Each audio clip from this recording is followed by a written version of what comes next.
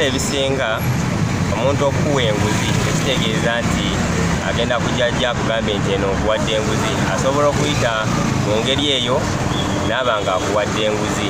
So palamenti eyinza okuba nga abamemba abamu tebakimanyiiko nti bamuwadde ssente kubanga emirimu egikolebwa mu palamenti giba gimanyiddwa era nga giri mu mateeka nti memba waffe bwe tufuna memba wa paliyamenti omupya alina ofuna emmotoka alina ofuna engoye alina ofuna buli kimu bibeera mu mateeka.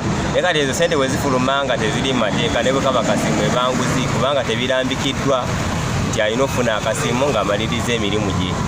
Kuba kati bo begeraageranyiza kusinziira ku mirimu gy'akoze ne ssente z'akoze ki zafuna.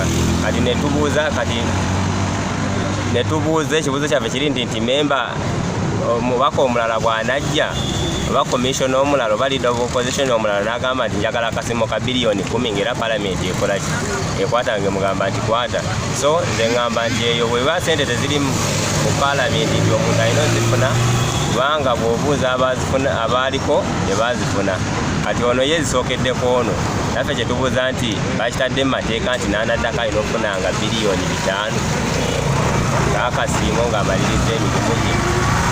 Kubanga ebiseera ebisinga bw'oba ozimba ennyumba n'otegeera nti mu kuzimba ennyumba wazimbiramu omulyo ogutali mutuufu ogutagenda kuleetera nnyumba eyo kuwangaala. Ebiseera ebisinga oyinza okusalawo n'ogamba nti enyo ennyumba sayidi eno kangimenye oba nsulako ebweru nsuleyokko naye kamenyewo ntandike buto nzimbe ennyumba nga njesiga. Kubanga okubeeramu omuntu nga mukuusi oba nga mulyato kisingako okumuggyawo n'olaba ekiddako n'osobola okudiringa n'ekyo ekiddako ng'omanye ekituufu ky'oliko.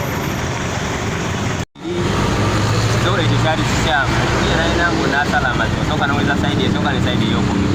Kati bw'ogendera ku byabo nale mu byabadde ayogera agambye mu kusooka yagamba ssente yazifuna ate kati statement gyakoze leero agamba ssente tanabakola ki tanazifuna naye azirinze. Alina kutubuuza ssente ezo ziri mu mateeka oba nedda. So ebiseera ebisinga oyinza obutafuna mu kutakubuuza naye eriyo abantu ababuuza ebibuuzo ebifaanagana n'endowooza yo. So bw'ogenda osomaasomako osobola okumanya ansa n'ogyezuulira.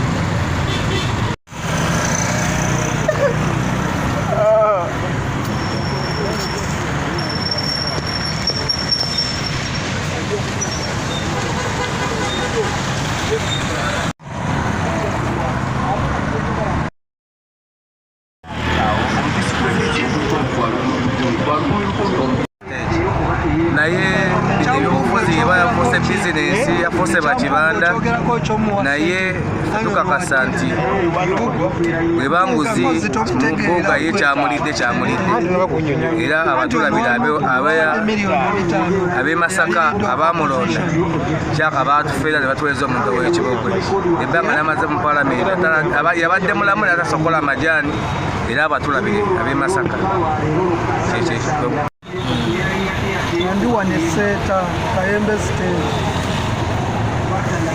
nze kyekino nkyogerako bwenti Mpuga nga Mpuga mubbi n'abamuwadde ssente babbi leader of opposition kigwe bali wadde akasiimo nga ye kyakubiri baziyisizza mu palamenti balyoke bagende nti bamuwadde akasiimo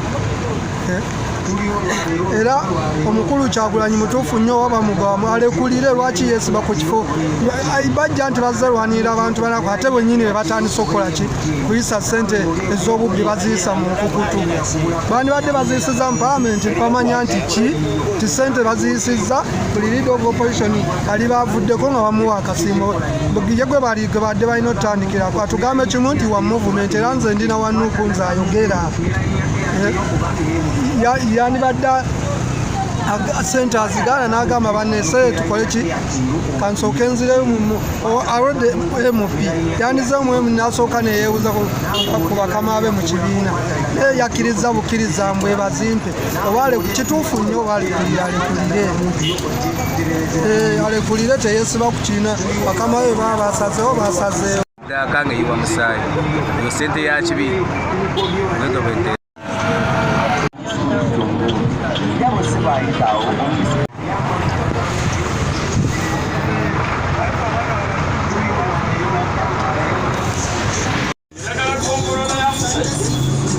amanya gange nze Mulema Akim nga nzira ku ku nsonga embuuziddwa ebiriwo kati onno biraba ntya era mbyogerako ekisooka mukulu Mpuga talina nguzi n'emu gyali alidde era tannagirya. Palamenti erina akakiiko kalamba akakola ku nsonga eyo ey'akasiimo ate tekoma eyo bweva mu kakiiko ako ereetebwa ne mu palamenti namba ne banjula abantu abagenda okufuna akasiimo. Mu bantu abo mulimu ba vice president, mulimu ba sipiika n'abaaliko ba sipiika, kuliko ba prime minister ne leader of opposition. Ekintu ekyo sikyakayita kyayita emyaka 2 emabega nteekerewe lyayita 2022. Kati obeera munafu mu bwongo okugamba nti omuntu yalidde enguzi nga netteeka lyayita emyaka 2 emabega era oba tokoze kunoonyeza kumala kusako omuntu ekigambo ekigamba nti yalidde enguzi. Mukadde wange Mpuga tannalya nguzi, yaweereddwa akasiimo nga nvudde ku ekyo ate era talinaziweebwa kubanga zigenda kujja mu bitundutundu. Okitegeera eno first phase esooka bagenda muwaako ekitundu bwe zityo zigira mu bitundutundu ng'akasiimo ka gavumenti bonna abakozi ba gavumenti baweebwa ki obusiimo. Ne Bobi Wine yennyini bwe yali ava mu palamenti yaweebwa obukadde 320, obukadde 320 nga va mu palamenti. Singa kaali kasiimo, singa yali nguzi yandibadde azizzaayo. Bobi Wine buli MP yenna yafuna sente z'emmotoka obukadde 2, buli omu yamuggyako obukadde 10. Lwaki sente ezo ye singuzi? Okitegeera lwaki yetagitamu? Bobi Wine buli MP amuggyako miliyoni 5. Eyo tebanguzi naye banguzi. Lwaki gweoyagala okuba munno ng'omusiiga ettooni? Mbabuulira wano mu Buganda ekisinza okusanyawo abakulembeze ba Buganda kwe kulaba omuntu asituse watiri mwagala mumusanyizeewo ddala. Okitegeera Mpuga kati olw'okuba abadde avuddeyo ng'asituse ono amutya alaba nti kati sawa eno buli wayambala essuuti n'engatto alowooza yeepima mu ntebe ye, naye nga ekituufu kiri nti sigamba nti yalidde enguzi. Ekyo kiraba n'omwana omuto ayooka. Mukulu waffe Bobi Wine essaawa zino zaalimu talina bantu bakulu baddukanya nsonga bayinza kwebuuzaako kuba ebintu yabijje ku mutimbagano. Ye yennyini mu bwina atugamba yabadde mu Amerika olwakomyewo n'alaba ku mitimbagano nga bagamba ono yaweereddwa ssente mu ddakiika 2-3 n'asalawo n'akola okusalawo ekitali kituufu. Omuntu bw'obeera olaba ng'ensonga ekususseeko osobola n'okusaawo akakiiko ne kanoonyereza ku nsonga eyo ne kazuula ddala ensonga ayogerwako ntuufu si ntuufu, naye tokola kusalawo. Bwe kunaaba nga nti omuntu afudde mu busoga ekyo ne kikutuukako mu ssaawa 2 n'okola okusalawo, ekirala ne kiva mu Arua n'okola okusalawo kutyo, singa obadde mukulembeze wa ggwanga oba toli kulya ekigo. Tusaba Bobi Wine afune abantu abalimu ekinyusi, abalimu ensa, abasobola okutambulizibwako ensonga oba abeebuuzibwako.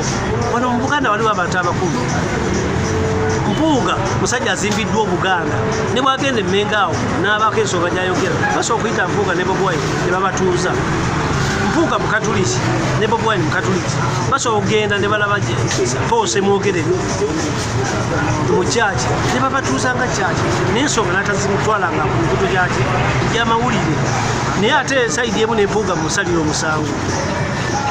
Mpuga musajja azimbiddwa ebikonge eby'amaanyi omuli abamugezi Semwogerere.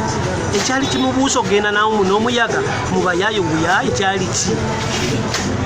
Esayidi emu ngumusalira omusango. Oli yali kibuyaga asoma n'ebyatakola ki n'ebyataleeta. Mpuga ye musajja wana ayimirizibwako ensonga gw'osobola omusajja eyebuuzibwako. Naye okugenda mu muyaga ng'ogwo buli lwatula ne Bobi Wine alabanga nti ono agenda mulyawo. Kuba muganda waffe Mpuga yatugambye nti olumu ayagala okusinkana Bobi Wine n'amugamba okwagala omusinkana amusindikira Edi Mutwe ne Nubianiri. Can you imagine Mpuga ku kitiibwa kye asinkane Nubianiri?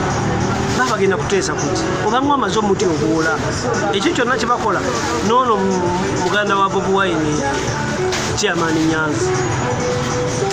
Nyanzi yaliwo okusaanyawo basajja bavunanyizibwa kyobola yateekawo n'ekiyisinde kikunga Buganda Mpuga ali ku likodi yaleeta NUP erina abaka mu palamenti 5 bava mu Buganda ng'omulimu gukoleddwa Mpuga ate era yennyini Masaka gy'oteeka kunga kati okunga kyateewo olwedde bwolina obuwagizi badde kunga ogitwala mu Busoga ogitwala mu Acholi gy'otalina buwagizi naye kitegeeza nti olwokuba bwolina entalo zo oyagala kukunga mukuba kubanga badde bagira kunga essaawa zino bajjawo obukofiira ne kaadi be baagala okuvuganya ebifo by'abampuuga n'olwekyo tulaba nti bino byonna 226 teri opposition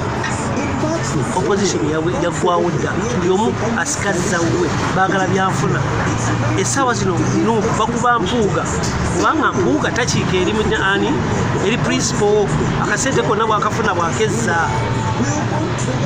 songa ye principal agamba nti kyofunye kyonna olina okuleeta ewange nze n'okiika balaba nti engatto zaalimu asobola okujja waani omukulu lutalo lwaki lwa Kulembeze era mmenya abantu bano Mpuuga Segona Nambooze Muwanga Kivumbi bano tebandeke mwenna muli mu lusuubo buli kiisi omutalimu ensa mwenna bagenda bakuba abayaye babajje bumu bosikaze ekintu kyabwe kyababanda abantu abategeevu tebabaagala bekuteesa kwanosa